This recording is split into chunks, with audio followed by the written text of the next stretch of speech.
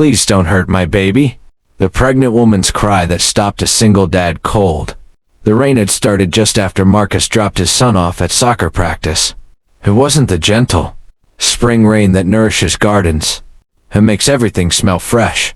This was the kind of downpour that comes out of nowhere on a Tuesday evening in April. The kind that turns gutters into rivers and makes you remember you forgot to check your windshield wipers. Marcus Bennett was 42 years old, with the kind of face that showed he'd spent most of his life outdoors. His dark hair was starting to show silver at the temples, and the lines around his eyes told stories of both laughter and worry. He'd been raising his 12-year-old son, Tyler, on his own for 3 years now. Ever since the divorce, it hadn't been easy, but they'd found their rhythm, the two of them. Tuesday nights were for soccer practice. Thursday nights were for pizza and homework. Sundays were for sleeping in and then tackling the yard work together. He was driving through the older part of town, the neighborhood where the brick buildings dated back to the 1950s and the streetlights cast long shadows even in the rain. Marcus knew these streets well. His grandfather had owned a hardware store not far from here. Back when Marcus was a boy, he remembered summer afternoons, sweeping the wooden floors and the smell of paint thinner and fresh-cut lumber. That's when he saw her. At first it was just a figure, huddled against the brick wall of what used to be the Riverside Theater. The marquee had been dark for 20 years, but the building still stood, stubborn and proud, as its headlights swept across the sidewalk. Marcus saw her more clearly, a young woman in a red dress, soaked through, sitting on the wet pavement with her bare feet stretched out in front of her. She was pregnant. Very pregnant. Marcus felt his heart lurch in his chest. His first instinct was to keep driving. This wasn't his business. He had to pick up Tyler in 45 minutes. He didn't know this woman. In today's world, you had to be careful. But then he thought of his own mother, who'd passed away 5 years ago. She used to tell him, "Marcus, you can't save everyone, but you can't just drive past someone in need either. That's not how I raised you." He pulled over. The rain was coming down so hard it sounded like static on his windshield. Marcus grabbed the old jacket from his back seat, Tyler's spare soccer warm-up jacket, and stepped out into the storm. Within seconds he was drenched. As he approached, the woman looked up at him with eyes full of fear. She couldn't have been more than 25, with wet auburn hair plastered to her face and pale skin that looked almost translucent in the dim light. Her red dress clung to her rounded belly, and Marcus noticed she was shivering. "Mom?" he said gently, raising his voice just enough to be heard over the rain. "Are you all right?" She pressed herself harder against the brick wall, one hand instinctively moving to protect her belly. "Please don't hurt my baby," she said, her voice breaking. "Please, whatever you want, just please don't hurt my baby." Marcus stopped dead in his tracks. The words hit him like a physical blow. This young woman, vulnerable and alone in the rain, was so frightened that she thought he meant her harm. He held up both hands and took a step back, giving her space. "I'm not going to hurt you," he said, keeping his voice as calm and gentle as he could manage. "I promise. I just saw you sitting here in the rain and I wanted to make sure you were okay. That's all." She studied his face, still trembling. Marcus could see her weighing her options, trying to decide if she could trust him. "My name's Marcus Bennett," he continued, speaking slowly. "I have a 12-year-old son. I coach Little League on Saturdays. I'm just a dad who saw someone who might need help." Something in his voice must have reached her, because her shoulders relaxed just a fraction. "I'm Emma," she whispered. "Hi, Emma," Marcus said. "Can I ask what you're doing out here?" A tear rolled down her cheek, mixing with the rain. "I had a fight with my boyfriend. He got angry and told me to get out. I didn't have my phone, didn't have my shoes. I just started walking, and then the rain came, and I didn't know where to go." Marcus felt anger rising in his chest, but he pushed it down. That wasn't helpful right now. "How far along are you?" he asked. 8 months, Emma said, her hand still resting protectively on her belly. "The baby's due in 5 weeks." Marcus glanced down the empty street. There wasn't another soul in sight. The rain showed no signs of letting up. "Emma, I know you don't know me, and I know you're scared, but you can't stay out here in the rain. You're going to get sick." And that's not good for you or the baby. He paused, thinking. There's a diner about 6 blocks from here. Nancy's place? Do you know it? Emma nodded slowly. It's warm and dry, and they make the best chicken soup you've ever tasted. Why don't we go there? You can get warm, get something to eat. We can figure out your next step. I won't pressure you into anything. If you want, I can wait in my car while you go inside. But please, let's just get you out of this rain. Emma looked at him for a long moment. Marcus could see her trying to decide, trying to read whether this stranger meant what he said. Finally, she nodded. Marcus carefully helped her to her feet. She winced as she stood, and he noticed her feet were cut and bruised from walking barefoot. Here, he said, draping Tyler's jacket around her shoulders. It didn't do much against the rain, but it was something. He opened the passenger door of his car and helped Emma inside, then quickly went around to the driver's seat. Once they were both inside, he turned the heat up all the way. Thank you, Emma said quietly. You don't have to thank me, Marcus replied, pulling back onto the street. Anyone would do the same. But they both knew that wasn't true. Marcus had lived long enough to know that plenty of people would have just kept driving. The drive to Nancy's diner took less than 5 minutes. Marcus pulled into the parking lot and found a spot close to the door. Through the windows, they could see the warm glow of the restaurant, nearly empty on this rainy Tuesday night. Listen, Marcus said before they got out. I'm going to call my friend Linda. She works at the Women's Resource Center downtown. She can help you figure out what to do next, whether that's finding you a safe place to stay tonight or helping you work things out with your boyfriend if that's what you want. But first, let's get you dry and fed, okay?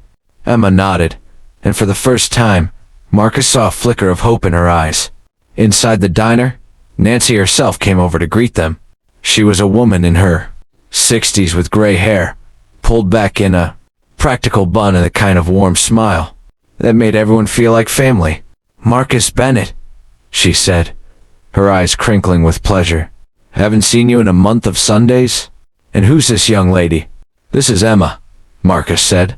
She's had a rough evening. Could you set us up with a booth and maybe bring some towels? Nancy took one look at Emma's soaked, pregnant, barefoot and didn't ask a single question. That was one of the things Marcus had always loved about Nancy. She'd been running this diner for 30 years, and she'd seen everything. She knew when to talk and when to just help. Come on, honey, Nancy said, gently guiding Emma toward a booth in the back corner. Let's get you comfortable. 20 minutes later, Emma was wrapped in a blanket Nancy kept in the back for emergencies, her feet cleaned and bandaged, and a bowl of hot chicken soup in front of her. Marcus sat across from her, nursing a cup of coffee and giving her space. This soup is really good, Emma said softly. Marcus smiled. Told you. Nancy's been making it, though. Same way since 1995. She won't tell anyone the secret ingredient. It's love, Nancy called from behind the counter. I've told you 100 times, Marcus Bennett. The secret ingredient is always love. Emma actually smiled at that, and Marcus felt something loosen in his chest. I called my friend Linda, Marcus said gently. She said she can meet us here in about 20 minutes. She's good people, Emma. She's not going to judge you or pressure you. She just wants to help figure out what's best for you and the baby. Emma set down her spoon and looked at him. Why are you doing this? You don't even know me. Marcus thought about that for a moment. He thought about his own mother, about the way she'd always helped neighbors without asking for anything in return. He thought about the 3 years he'd spent as a single father, struggling sometimes but always managing because people had shown him kindness when he needed it most. I guess I believe that's what we're supposed to do for each other, he said finally. Life gets hard sometimes. We all need help now and then. I've needed help before, and people gave it to me. Now I'm in a position to help someone else. Emma's eyes filled with tears again, but this time they seemed different. Softer. I don't know what I'm going to do, she admitted. Jake, that's my boyfriend. He's not a bad person. He's just scared about the baby. We're both scared, but when he gets angry, he says things. Tonight was the worst it's been. Marcus nodded, listening. You don't have to figure it all out tonight, he said. Just take it one step at a time. First step is getting warm and fed. You've done that. Next step is talking to Linda and figuring out where you're going to sleep tonight. After that, you can think about the bigger questions. Linda arrived right on time.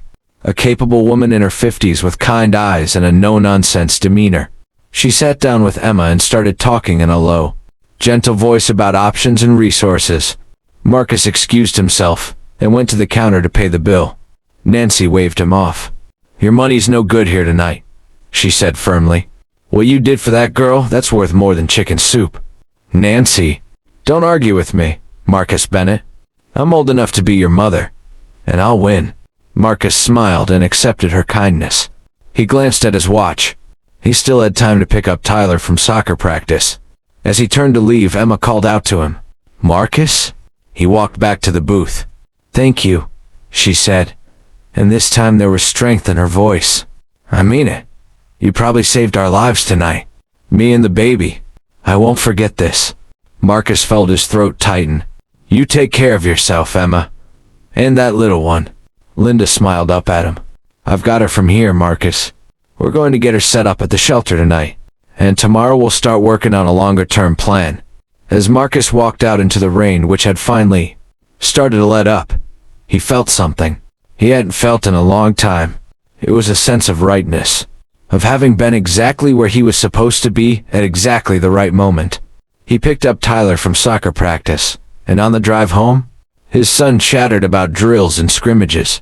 Marcus listened, but part of his mind was still back at that diner, thinking about a young woman in a red dress who'd been so frightened and alone.